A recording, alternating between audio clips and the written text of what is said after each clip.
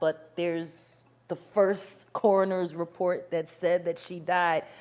It was ruled a homicide, and they found toxins in her body to prove that she had been poisoned. You know, they have poisons that create heart attack and pneumonia-like symptoms. Ever since Diddy's baby mama, Kim Porter, suddenly and tragically passed away, there's been a lot of wild rumors and conspiracy theories surrounding the manner of which she passed. While some say it was a natural death, there are millions who believe that the death was planned. And one of the people who believes this is none other than Kim's best friend, Kimora Lee, who has spoken up about Kim's very confusing and tragic death and hinted at having the police reopen the case so that she could get justice. They paid homage to certain sacrifices and homage to certain idols. They would drink, party, be merry, and the men would have sex with each other. So what did Kimora say? And what exactly did she and Kim's family discover about Kim's tragic passing? And why does Diddy's name keep popping up? Let's get right into it. See, Kimora was one of the first people to arrive at Kim's house,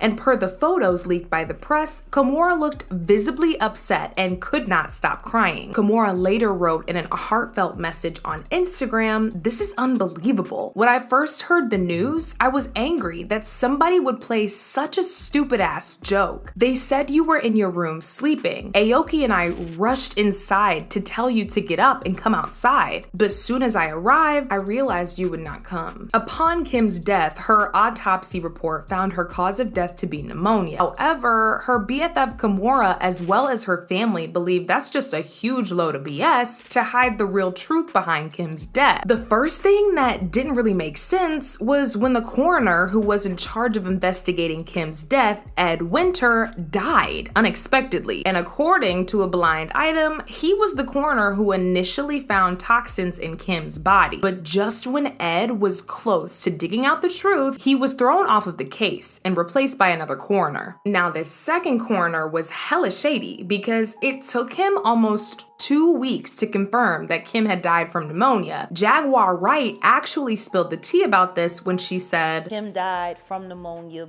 but there's the first coroner's report that said that she died. It was ruled a homicide, and they found toxins in her body to prove that she had been poisoned." You know, they have poisons that create heart attack and pneumonia-like. It gets even worse because some of Kim's close friends and family members claim that in the days leading up to her tragic death, she was relentlessly fighting to reach her doctor, but he never got back to her. Diddy then referred her to his own doctor. Now, this is where things get hella suspicious because Diddy said at the time that Kim sent over their twins to his place because she was ill and didn't want them to get infected. He was quoted saying, "3 days before she passed, she wasn't feeling well. She had the flu and sent back the kids over to my house so they wouldn't get sick. One night I was checking on her and she was like, 'Puffy, take care of my babies.'" She actually said that before she died. However, some really reliable sources said Diddy was lying. Apparently, the twins were already scheduled to go to his place. So now, the bigger question is, why did Diddy feel the need to lie? Now, do y'all remember when I said Kim couldn't get a hold of her doctor even after she tried to get in contact with him multiple times? Well, according to one of Kim's friends, they personally reached out to Kim's doctor to find out why he was unavailable when Kim needed him the most. But allegedly, he said Kim never reached out to her and he never even knew she was sick. He found out like the rest of us after she had already passed. The source also claimed that Kim sent a very disturbing message to some of her friends that read, "He got me," just the night before she died. Kim's friend also said when the autopsy results came out, there were questions about the manner in which she died. The friend said the reports about Kim being found unresponsive by the house help was a lie made up by Diddy. She was actually found on her bed with blood on her pillowcases and a slight trail of blood on the bedroom floor that led to the bathroom. She was also strategically conveniently placed on the bed to mess with the police investigation. And so it's no surprise that Kim's close family and friends are begging for the case to be reopened. There's just way too many inconsistencies and loopholes in this case for it to just be one big coincidence. And there are several people pointing the finger at Diddy because he sometimes used to verbally and physically abuse Kim when she was still alive and even fill her up with hard drugs against her will. This was actually revealed by Diddy's former bodyguard, Gene Deal, who has actually been spilling some major tea about Diddy for a while now. Kim know all his deepest secrets. Kim knew why he was using the plugs. Kim probably told all that shit in her book.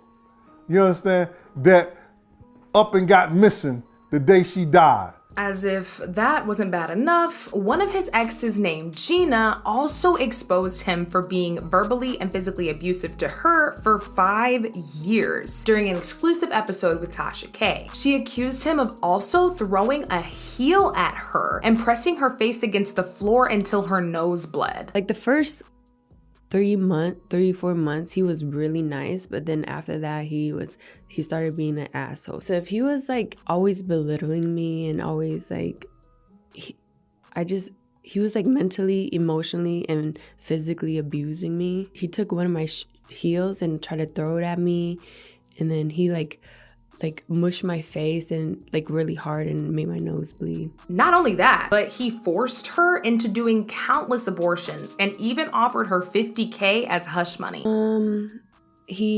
I told him, and he was like, you're gonna get an abortion, right? And then I was like, I don't know. And then he offered me $50,000 to get rid of it, but I turned it down because I just loved him, and So, looking at all these allegations, one can see why Kimora and Kim's families are on the FBI's neck to reopen this case. A source actually said that Kimora and Kim's families were already seeking legal advice and are unequivocally pushing to slap Diddy with a lawsuit for wrongful death. Okay, but it gets even crazier, y'all. Kim's family has apparently been working with private investigators for years to collect as much information possible, and now they have physical evidence to support this case. They've been shattered by Kim's death because they feel she didn't die from natural causes. Kim's family has also been reportedly trying to finish publishing Kim's unfinished tell-all book with all the intimate details about her toxic relationship with Diddy and why they have suspicion that someone eliminated her book so it could never be released. One of the publishers of the book actually confirmed this when they said Sean has put the clamps on Kim Porter's book from making it to the shelves. But are we really surprised? The book was going to go in depth about how Kim's house was wired, her phone lines were tapped, Diddy was paying personnels to watch her closely, and disturbing details about how she used to use a strap-on to please Diddy, and how she would hysterically cry alone after doing so, how she protected I'll Be Sure from running into Diddy, and would call him to warn him not to show up to certain places to avoid trouble, how the East Coast, West Coast drama faked beef to eliminate Biggie and Pac to obtain their master's catalog because both Biggie and Pac were planning to come together and challenge Bad Boy and Death Row to own the rights to their music. Diddy also reportedly wanted full custody of the twins, but Kim scared him off by threatening to expose his illegal dealings and spill the tea on his alleged activities with other men. And ironically enough, right after Kim made those threats, she popped up dead. Kim is dead. Heavy D is dead. What's it? Andre Harrell is dead. The only two left are Puffy and Al almost died. Some people also believe this is why Kimora remained tight-lipped about the things that Diddy has done to Kim. Literally anyone who has tried to go against Diddy has either ended up dead or fatally ill. Want to know what they all had in common though? The survivors and the late of Uptown Records, they were all writing tell-all books. Andre was writing a book right before he died. Heavy D was working on a book before he died. Kim Porter was working on a book before she died, and Al B. Sure was working on the documentary of his life. And then he goes into a coma. Now, several people took to social media to drag Diddy, with some people even going as far as telling Kimora to run for her life before Diddy unalives her as well. One person said, "Diddy is the devil talking. Kimora better watch her back. Something happens to everybody that tries to out him." Another person chimed in and said, "Once I found out that the doctor who did Kim Porter's autopsy ended up dead, I immediately knew that Kim was murdered and possibly poisoned with the same drug. Puff Daddy got rid of that doctor to make an example to any other doctor who goes against what he says." It's like every time we think the allegations against Diddy can't possibly get no worse, more and more disturbing information like this pops out. One thing's for sure though, and that is everyone cannot be telling the same lie. There's definitely something shady about Diddy, and it's just a matter of time before the truth finally comes to light. But in the meantime, let me know your thoughts. What do you think about Kimora and Kim's family wanting to reopen Kim's case? And do you really believe that Diddy had something to do with her death? As usual, let me know down in the comments below, and don't forget to click here to watch this other messy video.